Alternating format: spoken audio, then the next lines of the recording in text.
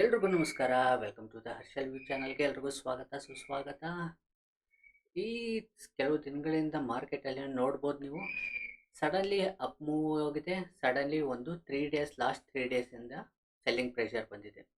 Further ಇವಾಗ ಬಂದ್ಬಿಟ್ಟು market continuation ಮತ್ತೆ ಸೆಲ್ಲಿಂಗಲ್ಲಿ ಹೋಗುತ್ತಾ ಇಲ್ಲ ಫರ್ದರ್ ಅಪ್ಸೈಡ್ ಹೋಗೋ ಚಾನ್ಸಸ್ ಇದೆಯಾ ಅಂತ ಅದ್ರ ಬಗ್ಗೆ ನೋಡೋಣ. ಬನ್ನಿ ಇವಾಗ ಹೋಗಿ ನಾವು ಚಾರ್ಟಲ್ಲಿ ಅದ್ರ ಬಗ್ಗೆ ಎಕ್ಸ್ಪ್ಲೇನ್ ಮಾಡ್ತೀನಿ. ಆ್ಯಕ್ಚುಲಿ ನೀವು ಇಲ್ಲಿ ನೋಡ್ಬೋದು ಮಾರ್ಕೆಟ್ ಏನಾಗಿದೆ, ಲಾಸ್ಟ್ ನಿಫ್ಟಿ 50 ಬಂದ್ಬಿಟ್ಟು ಲಾಸ್ಟ್ 3 ಡೇಸಲ್ಲಿ ಒಂದು ಸೆಲ್ಲಿಂಗ್ ಪ್ರೆಷರ್ ಬಂದಿದೆ. ಇಲ್ಲಿ ಬಂದ್ಬಿಟ್ಟು ಒಂದು ಟ್ರ್ಯಾಪ್ ಆಗಿದೆ, ಒಂದು ಟ್ರ್ಯಾಪ್ ಥರ. ಇದ್ರ ಬಗ್ಗೆ ನಾನು ಆಲ್ರೆಡಿ ಒಂದು ವಿಡಿಯೋ ಮಾಡಿದ್ದೀನಿ. ಅಲ್ಲಿ ಬಂದ್ಬಿಟ್ಟು ಈ ರೀತಿ ಟ್ರ್ಯಾಪ್ ಆಗೋ ಚಾನ್ಸಸ್ ಇರುತ್ತೆ ಅಂತ ಅಂದ್ಬಿಟ್ಟು ಅದೇ ರೀತಿ ಕೆಳಗಡೆ ಹೋಗಿ ಮೇಲೆ ಹೋಗಿ ಮತ್ತೆ ಇಲ್ಲಿ ಎಲ್ಲಿ ತುಂಬ ಜನ ಬಯರ್ಸ್ ಬಂದಿರ್ತಾರೆ ಅವಾಗ ಏನಾಗಿದೆ, ಮತ್ತೆ ಮಾರ್ಕೆಟಲ್ಲಿ ಸೆಲ್ಲಿಂಗ್ ಪ್ರೆಷರ್ ಬಂದ್ಬಿಟ್ಟು ಮತ್ತೆ ಮಾರ್ಕೆಟು ಕೆಳಗಡೆ ತೊಗೊಂಡೋಗಿದೆ ಅಲ್ವಾ. ಇವಾಗ ಒಂದು ಇಂಪಾರ್ಟೆಂಟ್ ಲೆವೆಲಲ್ಲಿ ಇರೋದ್ರಿಂದ ಇದು ಇನ್ ಕೇಸು ಒಂದು ಓವರಾಲ್ ಆಗಿ ನೋಡಿದಾಗ ಇದು ಒಂದು ಕರೆಕ್ಷನ್. ಓಕೆ, ಇದು ಒಂದು ಕ್ವಿಕ್ ರಿವರ್ಸಲ್ ಆಗಿದ್ರು ಕೂಡ, ಸೆಲ್ಲಿಂಗ್ ಪ್ರೆಷರ್ ಬಂದಿದ್ರು ಕೂಡ, ಮತ್ತೆ ಒಂದು ಓವರಾಲ್ ಆಗಿ ವೀಕ್ಲಿ ನೋಡ್ಬೇಕಂತಂದ್ರೆ ಅಂಥದ್ದು ಒಂದು ರಿವರ್ಸಲ್ ಪ್ಯಾಟ್ರನ್ ಏನು ಕಾಣಿಸ್ತಾ ಇಲ್ಲ. ಇದು ಫರ್ದರ್ ಮತ್ತೆ ಅಪ್ಸೈಡ್ ಹೋಗೋ ಚಾನ್ಸಸ್ ಕೂಡ ಇದೆ. ಇಲ್ಲಿಂದ ಮತ್ತೆ ಗ್ರೀನ್ ಕಲರ್ ಬಂದಾಗ ಒಂದು ಕನ್ಸಾಲಿಡೇಷನ್ ಹೋಗಿ ಮತ್ತೆ ಅಪ್ಸೈಡ್ ಹೋಗೋ ಚಾನ್ಸಸ್ ಇದೆ. ಇಲ್ಲ ಅಂತಂದರೆ ಮತ್ತೆ ಇದು ಬ್ರೇಕ್ ಮಾಡಿದಾಗ ಮತ್ತೆ ಮೇಜರ್ ಆಗಿ ಇಂಪಾರ್ಟೆಂಟ್ ಮತ್ತೆ ನಮ್ಮ ಸಪೋರ್ಟ್ ಬಂದ್ಬಿಟ್ಟು ಈ ರೇಂಜಲ್ಲಿ ಬರುತ್ತೆ. ಇಲ್ಲಿವರೆಗೂ ನಮ್ಮ ಮೇನ್ ಸಪೋರ್ಟ್ ಇರುತ್ತೆ. ಇನ್ ಕೇಸ್ ಇದು ಬಂದ್ಬಿಟ್ಟು ಕ್ಲೋಸ್ ಆಗಿ ಮತ್ತೆ ಕೆಳಗಡೆ ಹೋಗಿದ್ದರೆ, ನಾನು ವೀಕ್ಲಿಯಲ್ಲಿ ಮುಂಚೆನೇ ಹೇಳಿದ್ದು ಒಂದು ಕೆಲವು ದಿನಗಳಿಂದ ಇದು ಒಂದು ಇಂಪಾರ್ಟೆಂಟ್ ಲೆವೆಲ್ ಝೂನ್ ಆಗುತ್ತೆ. ಈ ಝೂನ್ ಕೆಳಗಡೆ ಬಂದಾಗ ಮತ್ತೆ ಬೇರಿಶ್ ಮಾರ್ಕೆಟ್ ಆಗುತ್ತೆ ಅಂತ ಹೇಳಿದ್ದೀನಿ. ಅದೇ ರೀತಿ ಬ್ಯಾಂಕ್ ನಿಫ್ಟಿ ನೋಡೋಣ.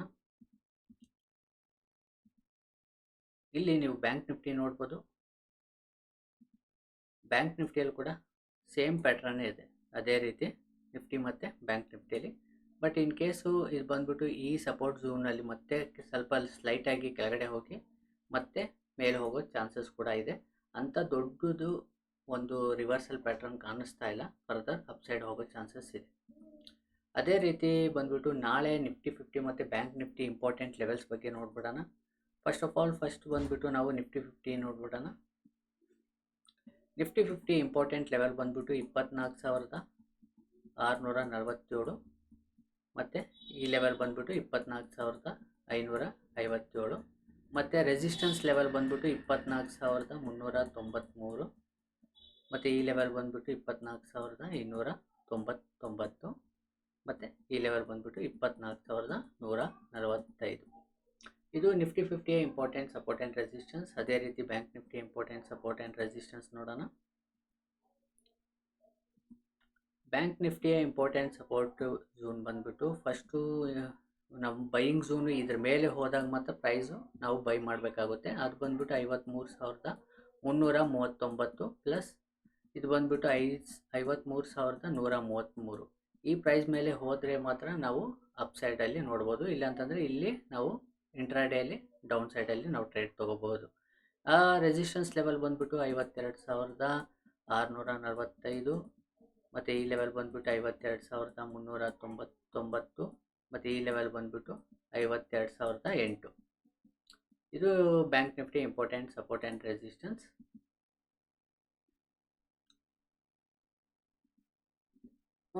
ಈ ಇಂಪಾರ್ಟೆಂಟ್ ಸಪೋರ್ಟ್ ಆ್ಯಂಡ್ ರೆಸಿಸ್ಟೆನ್ಸಲ್ಲಿ ಹೊಸಬ್ರು ಯಾರಾದರೂ ನೋಡ್ತಾ ಇದ್ದರೆ ಪ್ರೀವಿಯಸ್ ಒಂದು ವಿಡಿಯೋ ಹಾಕಿದ್ದೀನಿ. ಗ್ರೀನ್ ಕಲರ್ ಲೈನ್ಸ್ ಎಲ್ಲಿ ಬರುತ್ತೋ ಅಲ್ಲಿ ಬಂದುಬಿಟ್ಟು ನಮಗೆ ಬೈಯಿಂಗ್ ಝೋನ್ ಬರುತ್ತೆ. ಅಲ್ಲಿ ಬಂದುಬಿಟ್ಟು ನಾವು ಕಾಲ್ನ ಬೈ ಮಾಡ್ತೀವಿ, ಇಲ್ಲಾಂತಂದರೆ ಪುಟ್ನ ಸೆಲ್ ಮಾಡ್ತೀವಿ.